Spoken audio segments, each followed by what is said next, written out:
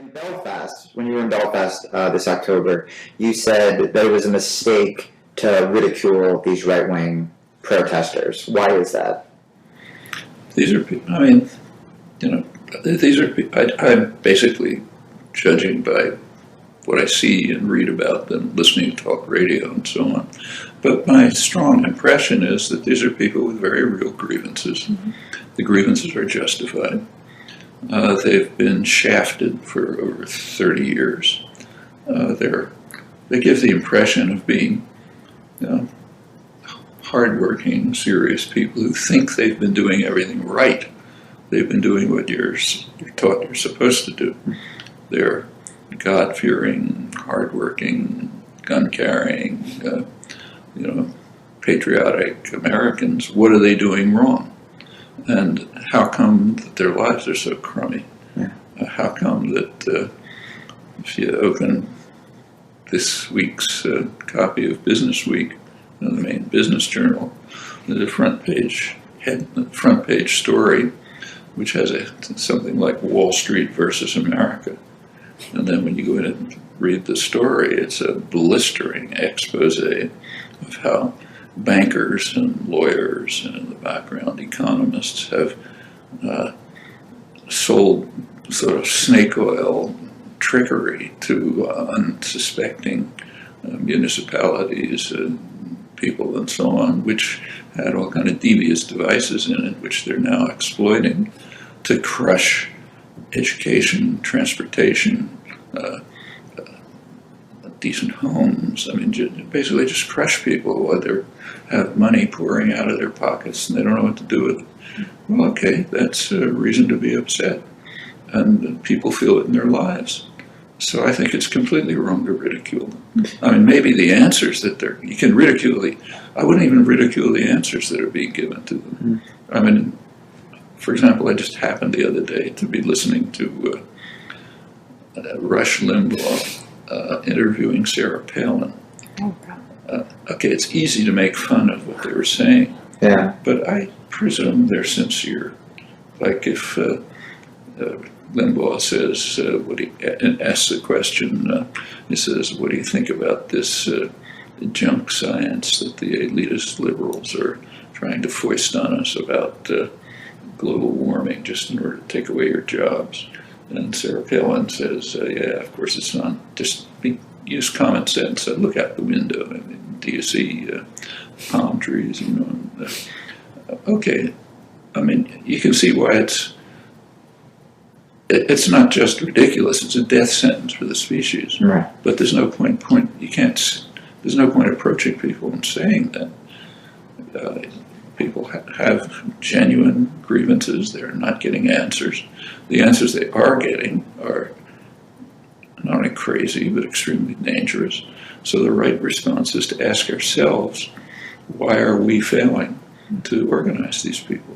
Yeah, why do you think that, especially because a lot of people on the left and the right are protesting similar circumstances? They're protesting because they're losing money to Wall Street. They're protesting because they don't have health insurance. Why do you think that we can't be unified when we're really going after the same people? Because we have not succeeded in unifying people. It's our fault. Yeah. I mean, yes, if we can't take say health insurance. I mean, most people believe it's just a right. The idea that health care should be determined by wealth, not need, is so profoundly immoral that I'm sure if you can approach people and talk about it seriously, they'll agree.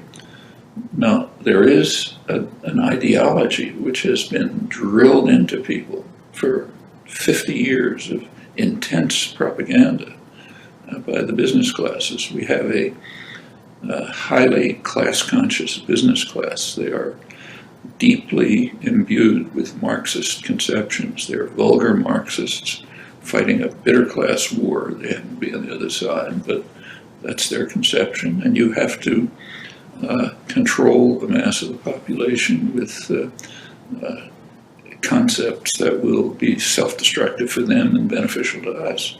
And one of them has to do with the role of government. So there is, it's claimed to be a sort of a deeply rooted American feeling that we don't like government. There's nothing to that. I mean, the business ideology has a very specific and rather sophisticated goal to achieve. It has to make people hate government, but also to love government. Because the business world wants a very powerful state, but working for them, a nanny state, conservative nanny state it's sometimes called. So Reagan, the hero, for example, was a great apostle of big government. He was the most protectionist president in post-war American history by far. He enlisted state power to try to overcome the backwardness and incompetence of American managers and industrialists. And of course, believed in violent intervention all over the world. And that's radical statism. He was very much opposed to free markets. I don't know about him, maybe I mean him as a symbol for his administration. But they've managed to create him as a kind of an apostle of free markets and small government. Now the idea is to make people hate the government when it's doing anything good for you, but love the government when it's doing something good for us. And that's a tricky thing to carry off. It's been carried off very effectively. And you can see it all the time. So take healthcare. People are deeply concerned that if the government is deciding on how healthcare should work, they're attacking us. On the other hand, if private corporations do it, that's somehow benefiting us. Well, private corporations are far more tyrannical than the government.